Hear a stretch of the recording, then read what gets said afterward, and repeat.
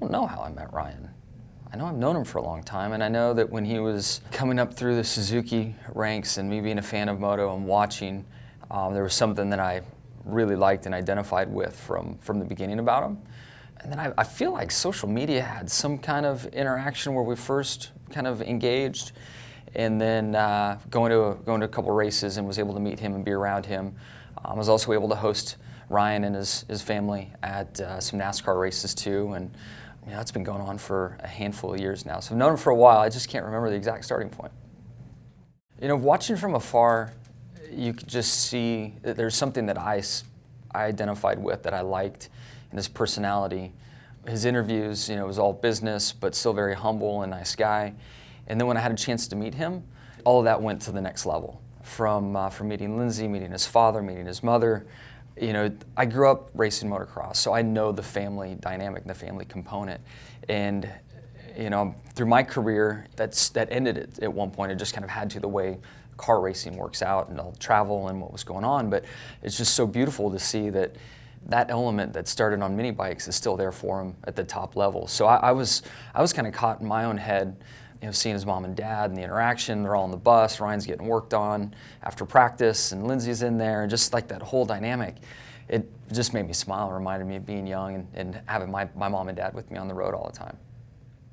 The thing that pops up is he's just always there, in every race, every season, every championship battle, and that's kind of parallels my career in a way, and I've found myself in that situation. So I feel like over the years of building a friendship with Ryan and understanding the way his mind works and the way mine does, and me being much older than he is, I've been able to try to shoot things towards him and at him, a lot of things away from like the racing aspect itself, but how to manage life and the pressure and the things that go with it.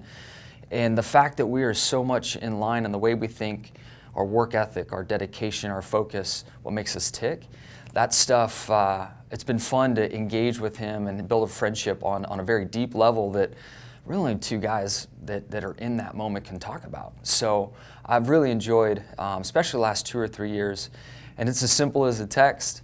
Other times we hop on a phone and talk, in much deeper context about it, but there's just a way that I think we both focus and execute that's just very similar. Yeah, through the last couple of years, Ryan and I have been talking a bunch about just life, racing, personal life, how to balance it.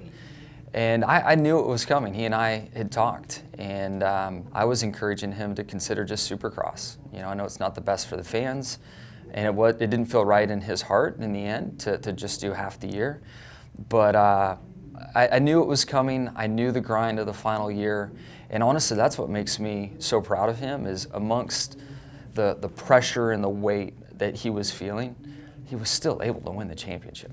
I've gone through different points in my career that have been very challenging off the track, and it carries onto the track and what's going on in your mind, and it just zaps you. It just takes the energy right out of you. And for him to still go out there and execute, and certainly execute in the final race with the pressure that he had to deal with, I couldn't be more proud of him. He did an awesome job. For me, it's seeing that orange bike, and I know he started on a yellow one, but it's that orange bike, that the red-backed number plate with the 1 on it, occasionally the 5, and just like impeccable style and form on the bike. Like just the way he flows and rides, and to create so much speed and control is just amazing to watch for me. Yeah, they're big shoes to fill for sure, and in all of sports and racing for that matter, there's generations that move on and the next have a chance to stand up and take over. And with guys like Cooper Webb out there, I think, and there's many other names that are going to keep it interesting and fun. Recently Villapoto stepped down, and then it was like, wow, who's going to be next? What's going to happen to Supercross and motocross? And then the Tomac Dungy era, like it's going to keep going, which is crazy to believe, but it really will. And I don't know, and one thing I'm very fortunate to have in my career in racing cars is, my experience, I can really take advantage of that, and I can go deep into an athlete's career. I'm 41 now, and I can take advantage of all those years of experience. And I was trying to encourage Ryan to stay on and just find the right way to go about it, because as he starts working through some of these things in life, that experience is invaluable, and he's taken such great care of himself physically.